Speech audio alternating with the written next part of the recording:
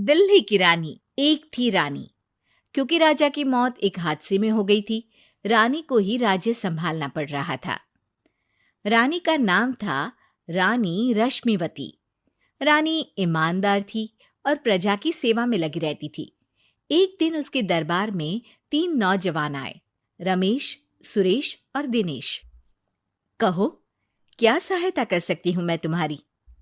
हम आपके दरबार में काम करना चाहते हैं ताकि जनता की सेवा कर सके। लेकिन अभी तो तुम्हारी उम्र बहुत छोटी है। तुम लोगों को तो अभी अपनी पढ़ाई पर ध्यान देना चाहिए।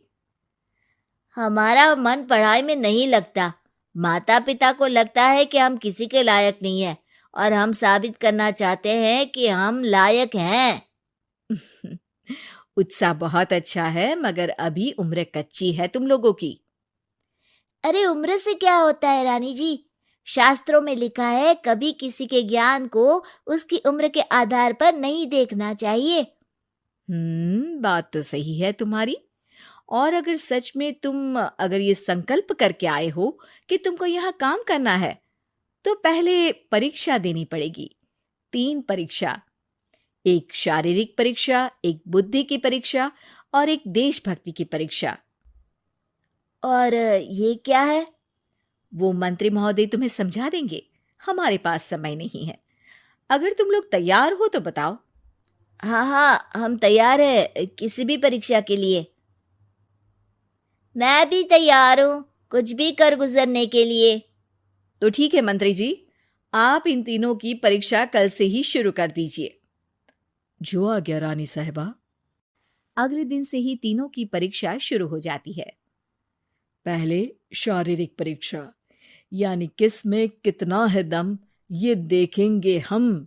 क्योंकि शरीर में दम होगा तभी तो प्रजा की सेवा में दम लगा पाओगे। हमें क्या करना होगा? वो पेड़ दिख रहा है, जो सबसे पहले चढ़ेगा उस पे दरबार में नौकरी पाने के अवसर उसी के बढ़ जाएंगे। मैं चढ़ता हूँ। अरे रुको रुको, गिनती गिनने दो।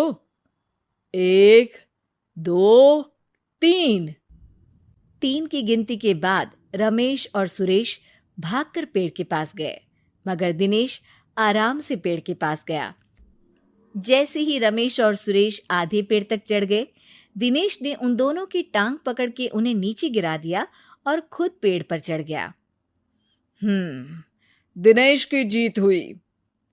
अरे लेकिन इसने बेईमानी की। बेईमानी नहीं की, बुद्धि लगाई। शरीर के दम के साथ दिमाग में भी दम होना चाहिए। क्यों मंत्री जी?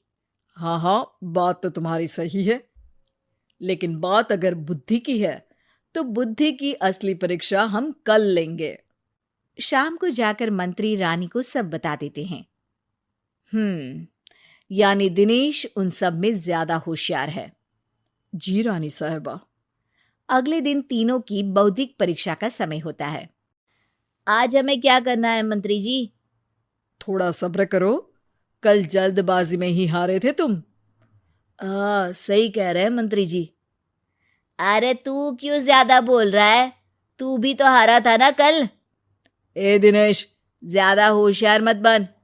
अरे अरे अरे, लड़ो मत। आज की परीक्षा पर ध्यान दो। आज की बौद्धिक परीक्षा में ये कुछ बोरे हैं, कुछ में नमक है और कुछ में रुई। जिसको जो ले जाना है उठा लो। देखते हैं कि कौन जल्दी से कोई भी एक बोरा नदी के उस पार लेकर जाता है। समय शुरू होता है अब। तीनों बोरों की तरफ बढ़ते हैं। सुरेश, नमक की बोरी भारी है, ले जाने में मुश्किल होगी। हाँ हाँ, सही कह रहा है, रुई हल्की है, हम दोनों रुई लेकर चलते हैं। अरे भाई, मैं तो नमक लेकर जाऊंगा। रमेश और सुरेश ये सोचकर हंसते हैं कि आज तो दिनेश हार ही जाएगा। दौड़ शुरू होती है। 1 2 3। तीनों नदी की तरफ भागते हैं। रुई में वजन कम होने के कारण रमेश और सुरेश आगे निकल जाते हैं और दिनेश थोड़ा पीछे। पर जैसे ही वो सब नदी में जाते हैं, दिनेश की बोरी का नमक गलने लगता है और वजन कम हो जाता है, जबकि रमेश और सुरेश की रुई में पानी भर जाता है और बोरी का वजन बढ़ जाता है। अरे ये इतनी भारी क्यों हो गई रमेश? अरे मुझे क्या पता, शायद जादुई बोरी है। अरे लगता है कि हम बेवकूफ बन गए। बने नहीं हो, तुम हो ही बेवकूफ।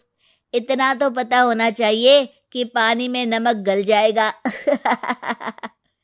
दिनेश का पूरा नमक गल जाता है और बोरी खाली हो जाती है।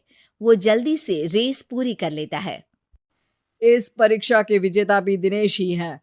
उसने दिमाग लगाकर दिखा दिया कि वो बौद्धिक परीक्षा में भी रमेश और सुरेश से आगे है। अब कल तुम्हारी देशभक्ति की परीक्षा होगी, जो स्वयं रानी मां लेंगी। रात को फिर मंत्री रानी के पास जाकर बता देते हैं कि आज की परीक्षा में कैसे दिनेश ने अक्लमंदी दिखाई और बौद्धिक परीक्षा में भी उसी की जीत हुई। अरे वाह, दिनेश तो हमारे बहुत काम आ सकता है। हम उत्साहित हैं कल की परीक्षा के लिए। वो तो ठीक है रानी साहिबा, लेकिन हमने सुना है कि पड़ोसी राज्य का राजा आकाशदीप हमारे राज्य की सीमा में घुसपैठ कर रहा है। ये तो चिंता की बात है। हमें जल्द ही कुछ करना चाहिए। अगले दिन रमेश, सुरेश और दिनेश अपनी आखिरी देशभक्ति की परीक्षा के लिए दरबार में आते हैं। प्रणाम रानी साहिबा। नमस्कार रानी जी। प्रणाम रानी माँ। हमने तुम्हारी परीक्षा पर गौर किया। दिनेश आगे हैं। हम तुम तीनों में से किसी दो को ही दरबार में काम दे सकते हैं। किसी एक को आज जाना होगा। तो देशभक्ति की परीक्षा के लिए तैयार हो? पूरी तरह से। मैं तीनों से एक ही सवाल करूंगी। जिसका जवाब सबसे सही लगेगा उसे तो नौकरी मिल ही जाएगी। फिर दूसरे सबसे सही जवाब देने वाले को भी काम मिलेगा। आप लोगों का समय शुरू होता है अब। ज्यादा सोचने का समय नहीं होगा। जो मन में पहली बात आए उसका जवाब दे।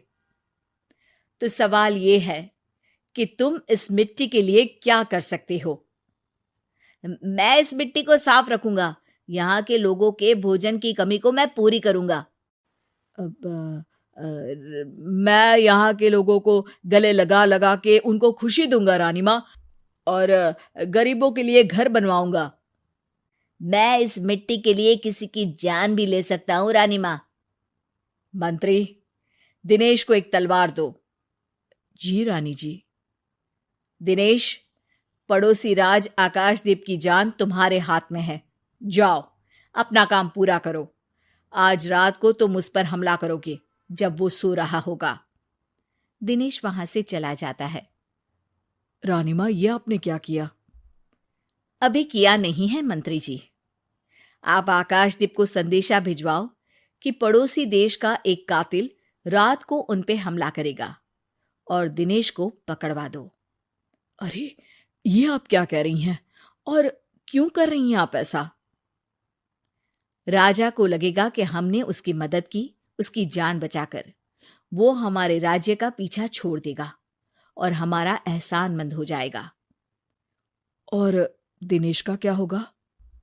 इस राज्य को दिनेश जैसे शातिर और लड़ाकू लोगों से ज्यादा जरूरत है, ऐसे लोगों की जो लोगों को खाना खिलाने की और खुश करने की बात करे।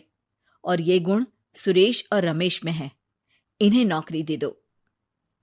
दिनेश बहुत चतुराई से नौकरी हड़पना चाहता था, जिसके लिए उसने रमेश और सुरेश जैसे दोस्तों का भी नुकसान किया।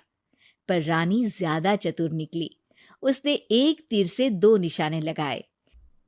दिनेश जैसे खूंखार युवक को राज्य से बाहर करवा दिया और पड़ोसी राजा आकाशदीप को अपना एहसानमंद कर लिया। पूरा दरबार रानी की जय जयकार कर रहा था।